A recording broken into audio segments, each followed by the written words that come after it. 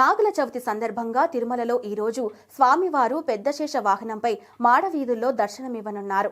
ఈరోజు రాత్రి 7 గంటల నుంచి 9 గంటల వరకు శ్రీ మలయప్ప స్వామివారు ఉభయ దేవేరులతో కలిసి దర్శనమిస్తారు.